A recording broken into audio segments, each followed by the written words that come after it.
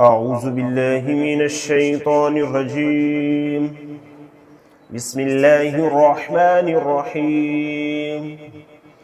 تبارك الذي بيده الملك وهو على كل شيء قدير، الذي خلق الموت والحياة ليبلوكم أيكم أحسن عملا، وهو العزيز الغفور، الذي خلق 7 سماوات طباقا ما ترى في خلق الرحمن من تفاوت، فارجع البصر هل ترى من فطور، ثم ارجع البصر كرتين ينقلب إليك البصر خاسئا وهو حسير، ولقد زينا السماء الدنيا بمصابيح وجعلناها رجوما للشياطين وأعتدنا لهم عذاب السعير، وللذين كفروا بربهم عذاب جهنم وبئس المصير.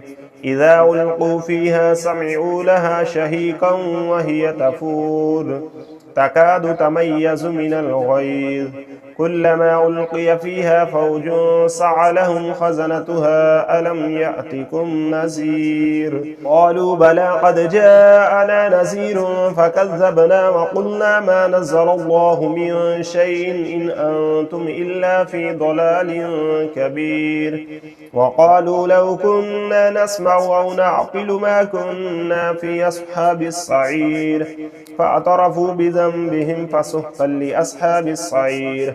إن الذين يخشون ربهم بالغيب لهم مغفرة وأجر كبير، وأسروا قولكم أو اجهروا به إنه عليم بذات الصدور، ألا يعلم من خلق وهو اللطيف الخبير.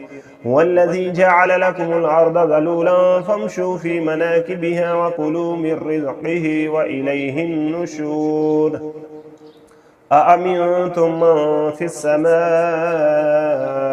أن يخسف بكم الأرض فإذا هي تمور، أم أمنتم من في السماء أن يرسل عليكم حاسبا فستعلمون كيف نذير. ولقد كذب الذين من قبلهم فكيف كان نكير. أولم يروا إلى الطير فوقهم صافات ويقبضن ما يمسكهن إلا الرحمن إنه بكل شيء بصير. أمن هذا الذي هو جند لكم ينصركم من دون الرحمن إن الكافرون إلا في غرور. أمن هذا الذي يرزقكم من أمسك رزقه بل لجوا في عتب ونفور. أفمن يمشي مكبا على وجهه أهدى أمن يمشي سبيا على صراط مستقيم.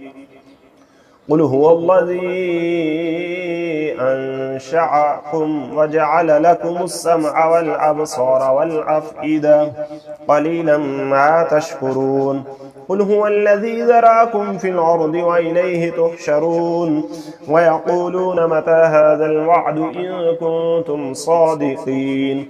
قل إنما العلم عند الله وإنما أنا نذير مبين.